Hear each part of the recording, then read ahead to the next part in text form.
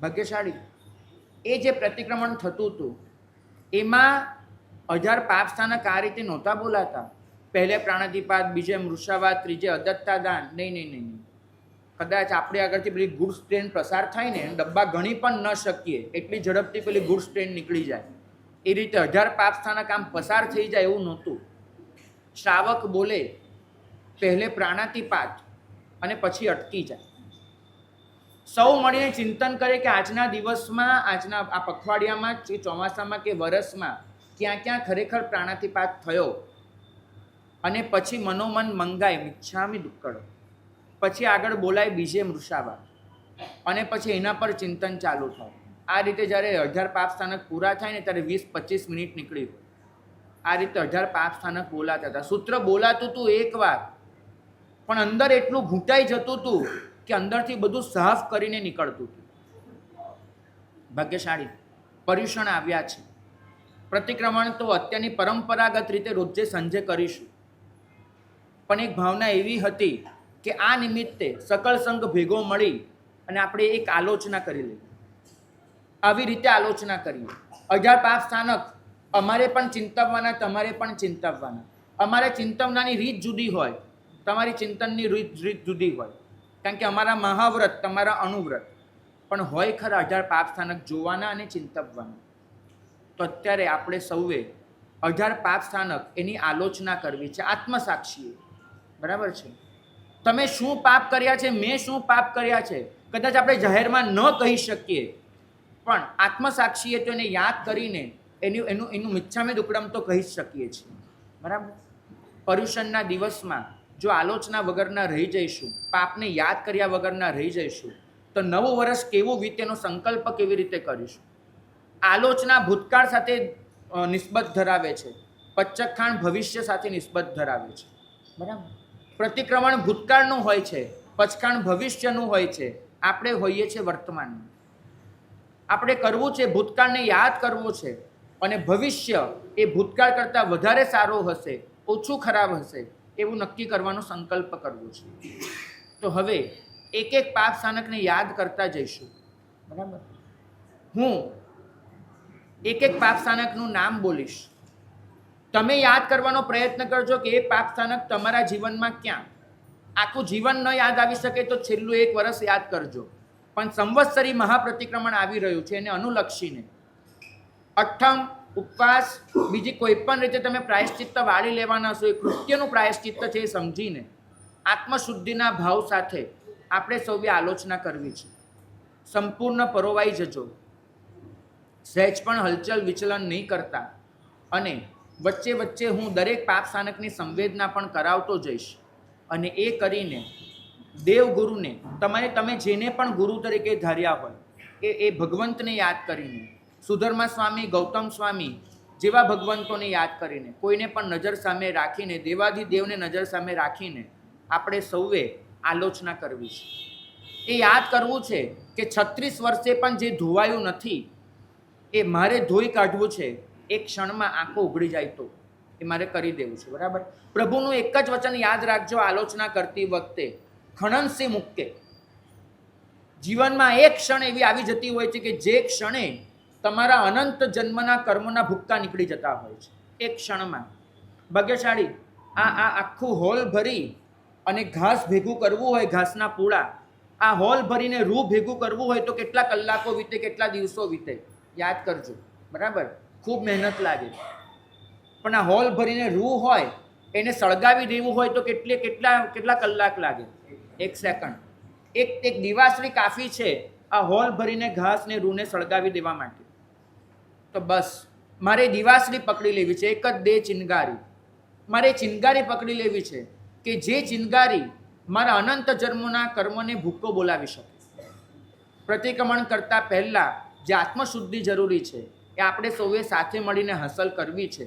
તો પ્રતિક્રમણ પરિણમશે, અને તો પછી આપણું નવું જીવન, આપણું નવું વરસ એ આપણા માટે ખૂબ સારું હશે. બીજા બધા લોકો માટે બેસતું વરસ એ કારતક સુદ એકમે આવતું હશે, ચૈત્ર સુદ એકમે આવતું હશે. જૈનો માટે આરાધનાનું બેસતું વરસ એ ભાદરવા સુદ પાંચમે આવતું હોય છે. તમે જેમ કહો ને કે મેં આટલી દિવાળી જોઈ છે, એમ તમને આજથી 2000 વર્ષ પહેલાંનો સાધુઓનો પરસ્પરનો વ્યવહાર કહું, તે એક સાધુ બીજા સાધુને મળે ત્યારે કેટલો પર્યાય થયો એવું ન પૂછે. તમને કેટલા વર્ષનો પર્યાય થયો એવું ન પૂછે. પ્રશ્ન એ રીતે પૂછાય, તમે કેટલી સંવત્સરી આરાધી? બરાબર, આ પ્રશ્ન હોય. કેમ કે જેટલી સંવત્સરી આરાધી એટલા મોક્ષ માર્ગમાં ડગલા ભર્યા. તો આપણે પણ એક સંવત્સર એવી આરાધી લેવી છે, એકદમ ચોખ્ખાને નરવા થઈને. તો સૌ કોઈ પોતાને જે આસન ફાવતું હોય એ આસનમાં બેસી જજો, આંખો મીચી લેજો અને સંવેદનામાં પરોવાઈ જજો. તૈયાર છો?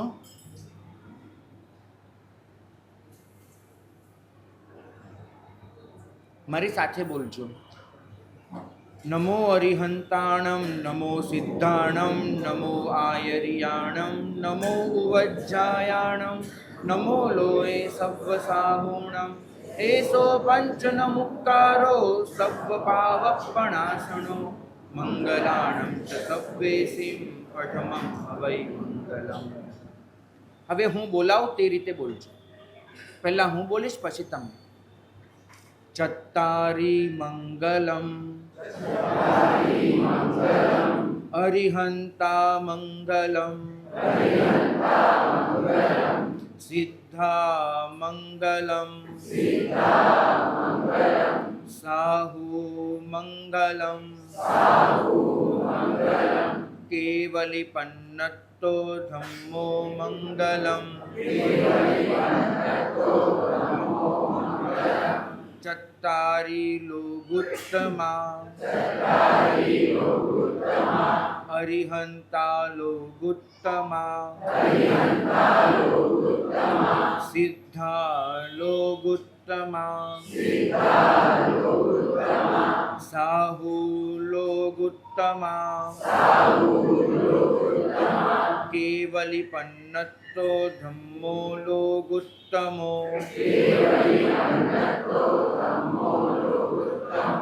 ચત્તારી શરણં પવજ્જામિ અરિહંતે શરણં પવજ્જામિ સિદ્ધે શરણં પવજ્જામિ સાહુ શરણં પવજ્જામિ કેવલી પન્નતં ધમ્મં શરણં પવજ્જામિ.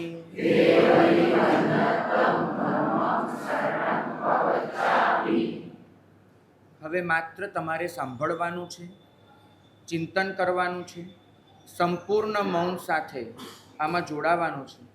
જ્યારે માત્ર મિચ્છામી દુક્કડમ બોલવાનું આવે ત્યારે મિચ્છામી દુક્કડમ બોલવાનું, એ સિવાય સંપૂર્ણ મૌન અને ચિંતન ચાલુ. પહેલે પ્રાણાતિપાત. મારા દ્વારા જે પણ જીવોની હિંસા થઈ હોય એને હું યાદ કરું છું.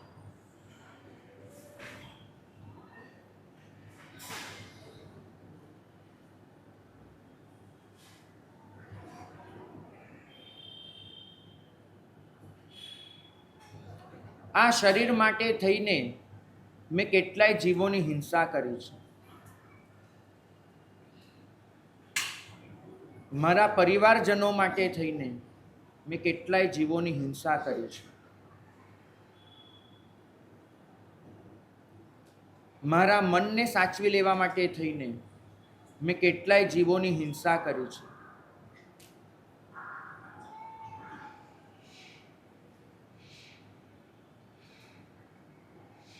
મારા સંસારને વધારવા માટે થઈને મેં કેટલાય જીવોની હિંસા કરી છે.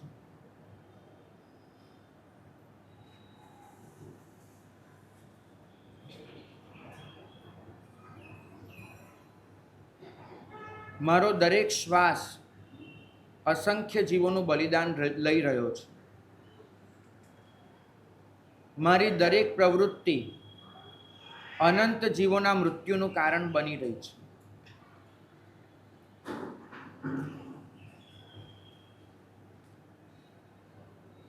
આ ક્ષણે હું એ તમામ હિંસાને યાદ કરવા માંગુ છું કે જે હિંસા દ્વારા મેં મારા આત્માને મલિન કર્યો છે.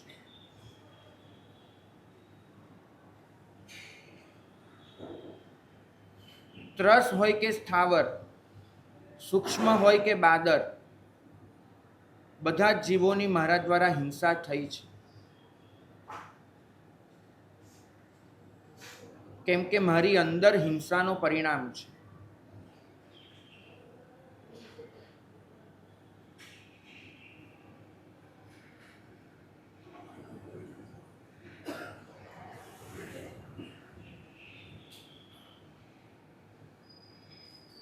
એ તમામ જીવો સાથે મેં અશુભ અનુબંધો જોડ્યા છે અને જ્યાં સુધી અનુબંધ સમાપ્ત નહીં થાય ત્યાં સુધી મોક્ષ માર્ગમાં પ્રગતિ શક્ય નથી, ત્યાં સુધી મોક્ષની પ્રાપ્તિ શક્ય નથી, ત્યાં સુધી કેવળ જ્ઞાનનું પ્રાગટ્ય શક્ય નથી.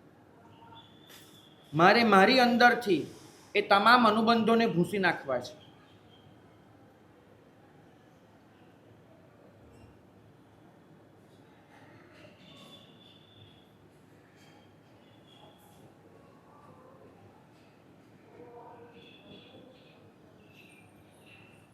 એ બધાની હિંસા કરીને આખરે તો મેં મારા આત્મ સ્વરૂપની જ હિંસા કરી છે. એમના પ્રાણોને મેં લૂંટી લીધા છે અને એમ કરીને આખરે તો મેં મારા ભાવ પ્રાણોને જ લૂંટાવી દીધા છે. આ હિંસાને હું તિલાંજલિ આપું છું. હવે પછી કદાચ મારા જીવનમાં હિંસા હશે તો પણ એ ભાવથી નહીં હોય. મારી પ્રવૃત્તિ નિષ્કંપ નહીં હોય, સકંપ હશે. નિષ્કંપ પ્રવૃત્તિ એટલે પાપ કરતી વખતે પણ હૃદયમાં કરુણા ન હોવી, અને સકંપ પ્રવૃત્તિ એટલે પાપ કરતી વખતે પણ મજબૂરી અનુભવવી, હૃદયમાં કરુણા હોવી. મેં જે પણ હિંસા કરી છે, કારણ કે નિષ્કારણ, સાપેક્ષપણે કે નિરપેક્ષપણે, એ તમામનું હું મિથ્યા દુષ્કૃત આપું છું. સૌ બોલો મિચ્છામી દુષ્કૃતમ. બીજે મૃષાવાદ. જૂઠ મારા જીવનમાં એવું તો વ્યાપી ગયું છે,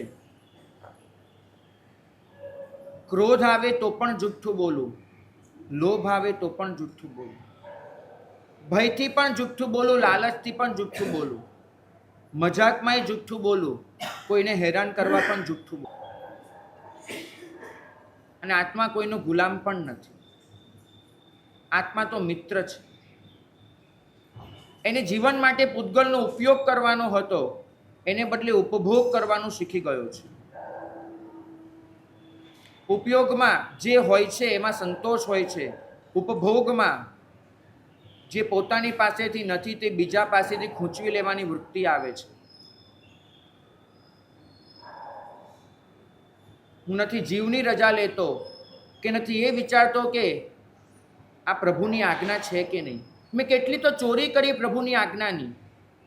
એમની આજ્ઞા વિરુદ્ધ જે પણ કરું એ પ્રભુની આજ્ઞાની ચોરી છે. ગુરુની આજ્ઞાથી જે પણ વિપરીત કરું એ ગુરુ આજ્ઞાની ચોરી છે. આવી ચોરી મારા જીવનમાં ખૂબ આવી ગઈ છે. હું નક્કી કરું છું કે હવેથી આ ચોરીને ઘટાડી દઈશ અને એવો સંતોષ બની જઈશ, એવો સંતોષ મારા જીવનમાં લાવી દઈશ કે મારે ક્યારે પણ કોઈનું કશું પડાવી લેવાની જરૂર જ ન પડે. મારે કોઈ ખોટા કામ કરવાની જરૂર જ ન પડે.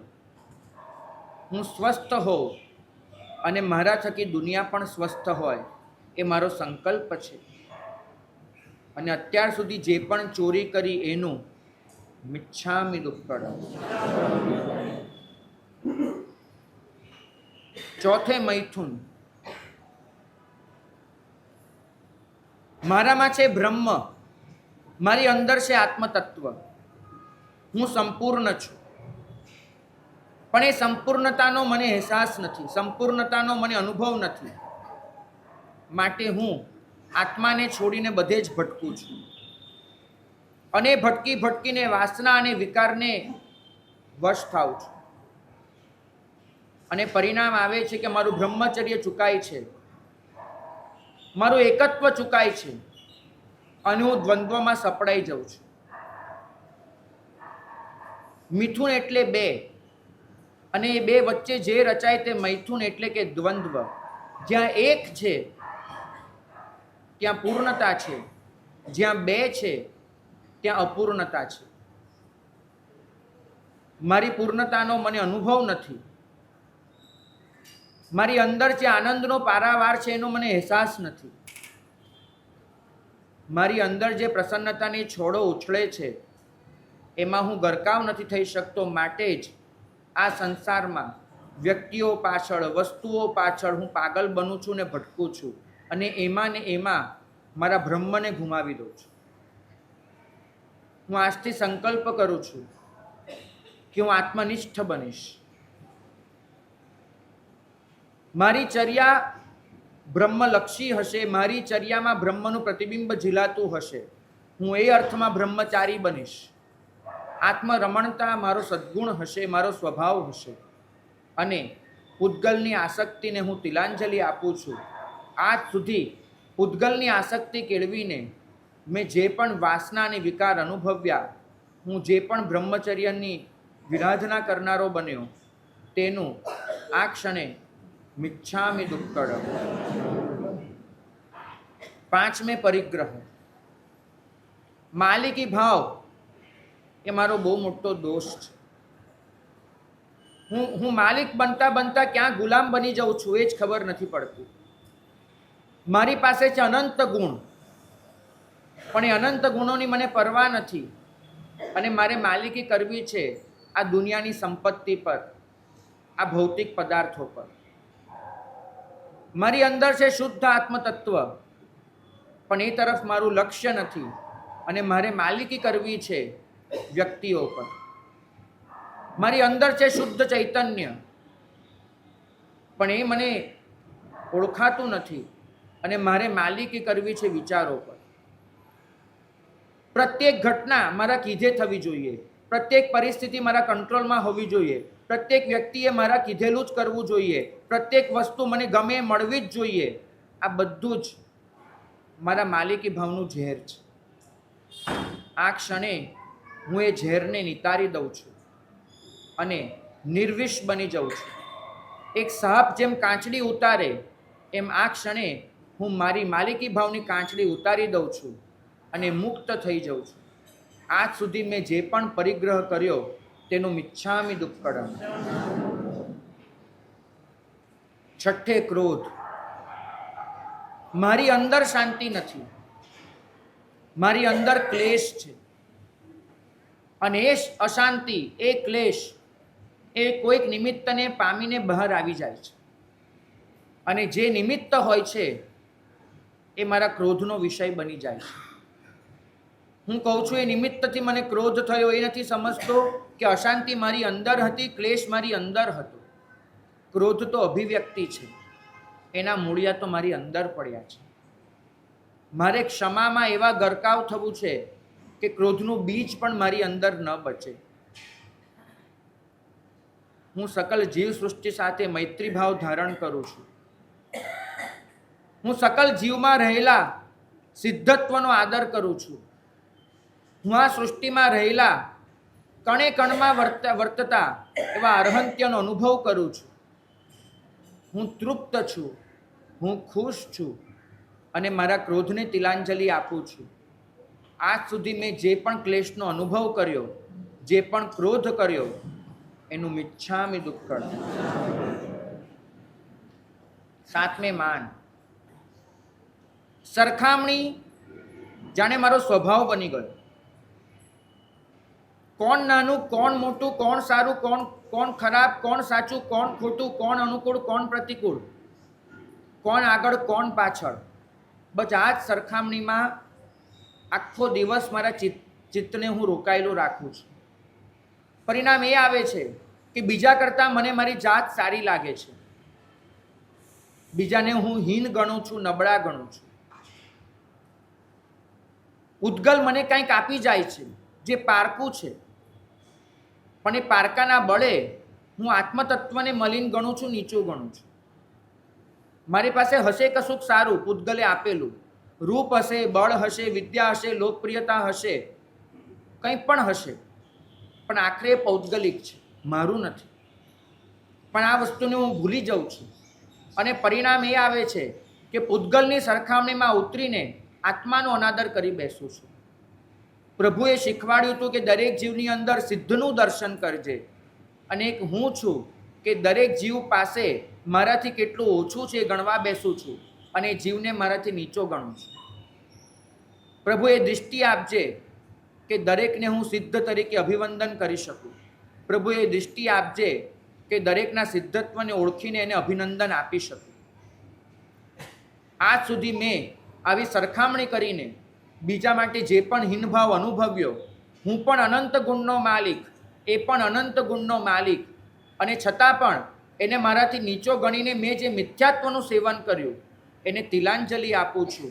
મિચ્છામિ દુક્કડમ. 8મી માયા. કપટ કરવાનું, બીજાને છેતરવાનું અને એનાથી આનંદ અનુભવવાનું મને ફાવી ગયું છે. જ્યારે હું કપટ કરીને કોઈને છેતરું છું ને, ત્યારે અંદરથી મને એક અનુભવ, આનંદનો અનુભવ થાય છે કે જુઓ પેલો કેવો બેવકૂફ બન્યો, મારામાં બુદ્ધિ કેટલી વધારે. મને એ નથી સમજાતું કે બીજાને છેતરવા જતાં સૌથી વધારે તો હું મારી જાતને જ છેતરી દઉં છું. માયા, પ્રપંચ, દગો, છુપાવવાની વૃત્તિ, આ બધું કરીને હું મારા આત્માને જ કેટલો ક્લેશ આપી રહ્યો છું, મને નથી સમજાતું. આ શાસન તો એક સરળતાનો માર્ગ છે, પણ આ સરળતા એને મેં કુટિલતામાં ફેરવી નાખી છે. રુજુતા એ વક્રતામાં પલટાઈ ગઈ છે. પ્રભુ, મને મારી સરળતા પાછી જોઈએ છે. મારે કોઈને પણ છેતરવા નથી, મારે કોઈની પણ વંચના કરવી નથી. જો સરળતા હશે તો સંતુષ્ટિ હશે, જો સંતુષ્ટિ હશે તો શાંતિ અને સ્થિરતા હશે. પ્રભુ, આજ સુધી મેં જે પણ માયા કરી છે એનું મિચ્છામિ દુક્કડમ. 9મે લોભ. પરિગ્રહ જે મળ્યું છે એનો છે, લોભ જે નથી મળ્યું એનું છે. 5 ઇન્દ્રિયોના વિષયો જે પણ છે એનાથી વધુ મને જોઈએ છે. મારા લોભને કોઈ સીમા નથી. કદાચ 14 રાજલોક મારા કબજામાં આવી જાય ને તોય મારો પ્રશ્ન હશે કે અલોક મારા કબજામાં કેમ નથી. જેમ જેમ લાભ થતો જાય છે તેમ તેમ મારો લોભ વધતો જાય છે. એક ઈચ્છા પૂરી થાય છે ત્યાં બીજી ઈચ્છા જાગતી જ હોય છે. પ્રભુ, મારે આ ધારણાને તોડી નાખવી છે કે પૂતગલમાં સુખ છે. પ્રભુ, મારે આ પ્રયત્નને તોડી નાખવો છે કે પૂતગલમાં સુખ છે. પ્રભુ, મારે આ ઈચ્છાને ખતમ કરી નાખવી છે કે પૂતગલમાં સુખ છે. મારી ધારણા આત્મસુખની હજો, મારો પ્રયત્ન આત્મગુણનો હજો, મારી વાસના આત્મ સ્વરૂપની હજો. ધારણા, કામના અને વાસના મેં પૂતગલ માટે જે પણ અનુભવી એને તિલાંજલિ આપું છું. આજ સુધી મેં જે લોભની પરિણતિ અનુભવી એનું મિચ્છામિ દુક્કડમ. 10મે રાગ. પૂતગલ પ્રત્યેનો પક્ષપાત હજુ પડ્યો છે. મને કોઈ ગમે તે કહે, કદાચ હું બાહ્ય સ્તરે એ સ્વીકારી પણ લઉં છું. મારા કોન્શિયસમાં એ વસ્તુને આવવા પણ દઉં છું કે પૂતગલ ક્યારે પણ મને આશરો ન આપી શકે, પૂતગલ ક્યારે મારો વિશ્રામ ન બની શકે. પણ મારું સબકોન્શિયસ ને અનકોન્શિયસ એમાં તો પડ્યું જ છે કે પૂતગલ જ સુખ આપી શકે, પૂતગલ જ મારું શરણ છે. આ છે મારો રાગ.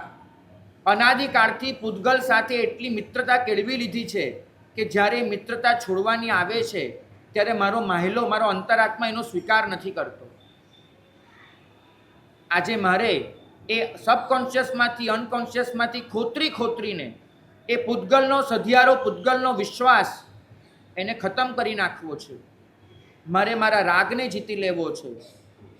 જે રાગે મને અનંતકાળ સુધી ભટકાવ્યો છે એ રાગનું મારે એવું તો વિસ્તરણ કરી દેવું છે.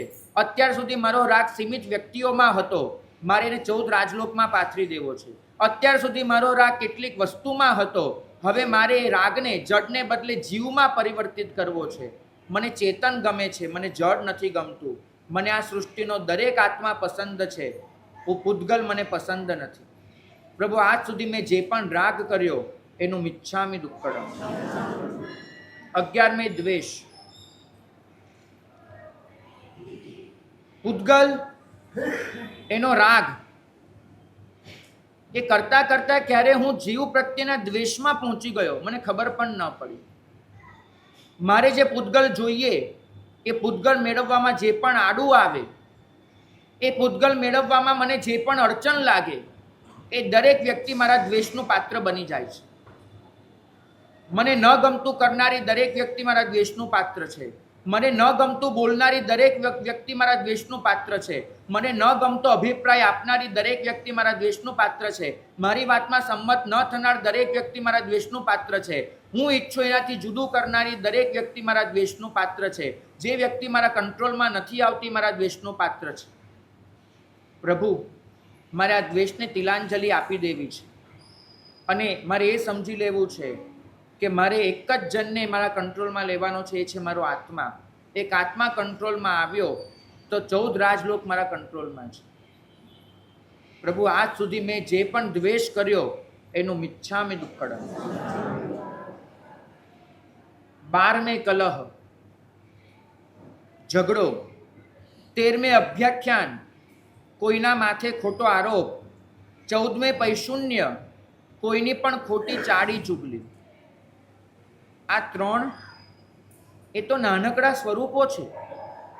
વાસ્તવમાં મારી અંદર જે મિત્રતાનો અભાવ છે, મારી અંદર જે સ્નેહની ખોટ છે, મારી અંદર જે સર્વ પ્રત્યેની પ્રીતિ એ અત્યંત મંદ અવસ્થામાં છે, એના જ આ 3 પરિણામ છે.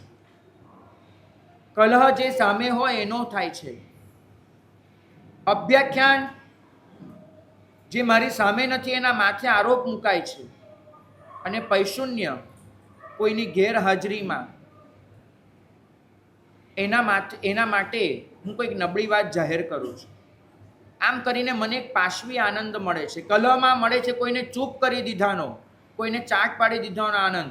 અભ્યાખ્યાનમાં કોઈને નબળો પુરવાર કર્યાનો આનંદ. અને પૈશુન્યમાં કોઈકની ખરાબ વાત રજૂ કરીને હું સારો દેખાઈ જઉં એનો આનંદ. પ્રભુ, આ પાશવી આનંદની તિલાંજલિ આપું છું અને આજ સુધી મેં જે પણ કલહ કર્યા, અભ્યાખ્યાન કર્યા કે પૈશુન્ય કર્યા એનું મિચ્છામિ દુક્કડમ. 15 રતિ અરતિ. ગમો અણગમો, આ ચક્કર તો બહુ મોટું છે. સમ્યક્વી જીવનો એક જ પ્રશ્ન હોય, સામે આવનારી દરેક વ્યક્તિ કે વસ્તુ માટેનો એક જ સવાલ હોય કે આ મને મોક્ષ માર્ગમાં અનુકૂળ છે કે નહીં.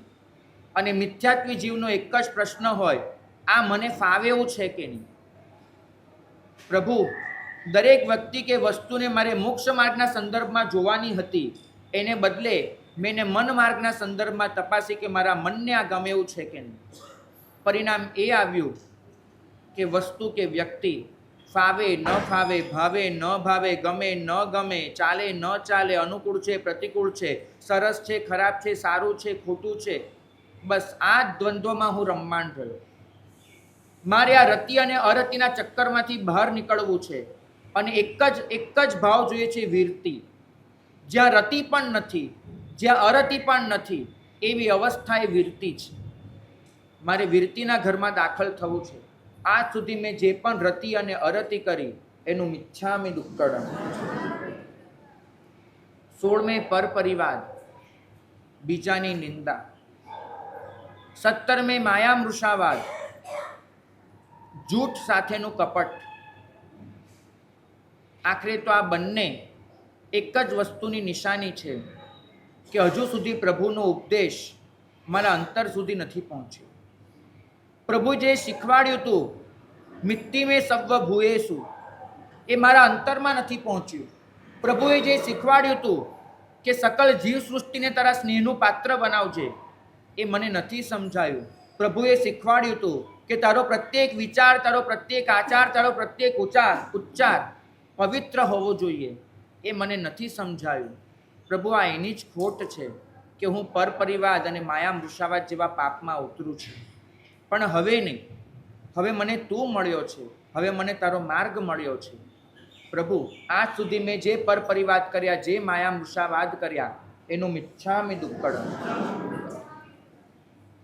અને મિથ્યાત્વ શલ્ય, છેલ્લું પાપ સ્થાનક પણ 17 કરતાય ચઢિયાતું શિરમોર. 3 શલ્ય પ્રભુ મને ખૂબ પજવ્યો છે. પહેલું છે માયા શલ્ય. કરું છું ખરો પણ કપટ દિલમાં છે. કોઈક આવે એની નજર સામે હું જે કરું અને કોઈક ન હોય ત્યારે જે કરું, એ બંનેમાં ખૂબ અંતર હોય છે. મારી સ્પ્લિટ પર્સનાલિટી થઈ ગઈ છે. હું ઘરમાં જુદો છું, દેરાસરમાં જુદો છું, ઉપાશ્રયમાં જુદો છું અને દુકાન પર જુદો છું. વ્યક્તિએ હું નવા સ્વરૂપ ધારણ કરું છું અને પરિણામ એ આવ્યું છે કે આ બધાની વચ્ચે હું એ જ ભૂલી ચૂક્યો છું કે ખરેખર હું કોણ છું. મારો સાચો અંતરાત્મા જ આ બધાની વચ્ચે ખોવાઈ ગયો છે. એટલા રૂપ ધારણ કર્યા, એવો તો બહુરૂપિયો બન્યો કે આજે મને એ જ નથી સમજાતું કે મારું સાચું રૂપ કયું છે. એટલા નકાબોની વચ્ચે મારો સાચો ચહેરો ઢંકાઈ ગયો છે કે આજે મને એ સાચો ચહેરો જળતો જ નથી. પ્રભુ, મારે માયાશલ્ય દૂર કરવું છે અને એકદમ શુદ્ધ નિષ્કલંક મારા અસ્તિત્વને ઉજાગર કરવું છે. પ્રભુ, નિયાનશલ્ય. કંઈ પણ કરું, મનમાં ભૌતિકતા બેઠેલી હોય છે, મનમાં એક જ લાલચ બેઠેલી હોય છે કે આનાથી મને સુખ મળશે. પ્રભુ, મારા લક્ષ્ય તરીકે જે સુખ પડ્યું છે એની જગ્યાએ મારે લક્ષ્ય તરીકે મૂકવું છે શાંતિ. પ્રભુ, મારા લક્ષ્ય તરીકે જે સગવડો પડી છે એની જગ્યાએ મારા લક્ષ્ય તરીકે મૂકવું છે સમાધિ. પ્રભુ, મારા લક્ષ્ય તરીકે જે સાધન પડ્યા છે એની જગ્યાએ મારે લક્ષ્ય તરીકે મૂકવું છે મારું સ્વરૂપ. પ્રભુ, સ્વરૂપનું લક્ષ્ય હજો. પ્રભુ, સમાધિનું લક્ષ્ય હજો. પ્રભુ, શાંતિનું લક્ષ્ય હજો. જ્ઞાન શલ્ય મારે કાઢી નાખવું છે અને મિથ્યાત્વ શલ્ય, તારી આજ્ઞા એને હું માનું છું એવો મારો દાવો છે, પણ હજુ સુધી જે બળકટ શ્રદ્ધા જામવી જોઈએ એ નથી જામી અને પરિણામ એ આવ્યું છે કે મારી શ્રદ્ધા દિવસે ને દિવસે મંદ પડતી જાય છે. કરું છું બધું જ, પણ અંદરથી જે તીવ્ર શ્રદ્ધા હોવી જોઈએ નથી આવતી અને પરિણામ એ આવ્યું છે કે તે જેને હેય ગણ્યું, તે જેને ત્યાજ્ય ગણ્યું, છોડવા યોગ્ય ગણ્યું, એને હું અપનાવતો જાઉં છું, એનાથી જ મારા જીવનને ભરતો જાઉં છું. અને તે જેને ઉપાદેય ગણ્યું, તે જેને સ્વીકાર્ય ગણ્યું, તે જેને જીવનમાં લાવવા જેવું ગણ્યું, એ જ બધું હું છોડતો જાઉં છું. પ્રભુ, મારામાં આ હેય અને ઉપાદેયનો વિવેક આવે. મારામાં નવ તત્વ એના સાચા સ્વરૂપે માત્ર સ્વીકાર ન હોય, એ આચરણમાં પણ ઉતરે એવી આજથી હું સંકલ્પ કરું છું. અને આજ સુધી મેં જે 3 શલ્ય મારા જીવનમાં રાખ્યા હતા એનું મિચ્છામિ દુક્કડમ. મારા સમગ્ર વીતેલા વર્ષમાં, મારા સમગ્ર વીતેલા જીવનમાં, મારા વીતેલા સમગ્ર ભવચક્રમાં મેં જે પણ આ 18 પાપ સ્થાનકમાંથી પાપ કર્યા હોય, કરાવ્યા હોય અને કોઈ કરતું હોય તો અંદરથી એનો પક્ષપાત કર્યો હોય, એની અનુમોદના કરી હોય, એનું ત્રિવિધે મિચ્છામિ દુક્કડમ, મિચ્છામિ દુક્કડમ, મિચ્છામિ દુક્કડમ. અને પ્રભુ, મેં માત્ર પાપ જ નથી કર્યા, સારા કાર્યો પણ કર્યા છે. સમ્યક દર્શન, સમ્યક જ્ઞાન અને સમ્યક ચારિત્ર ત્રણેયની મારાથી શુદ્ધ આરાધના પણ થઈ છે. તો જે પણ તારી કૃપાથી, ગુરુ ભગવંતોની કરુણાથી મારા દ્વારા જે પણ શુદ્ધ આરાધના થઈ છે તેનું ઈચ્છામિ સુકડમ, ઈચ્છામિ સુકડમ, ઈચ્છામિ. ભાગ્યશાળી આલોચના કરીને આપણે હળવા થયા. આવી જ આલોચના આપણા જીવનમાં કાયમ વર્તતી રહે એ જ મંગલ કામના.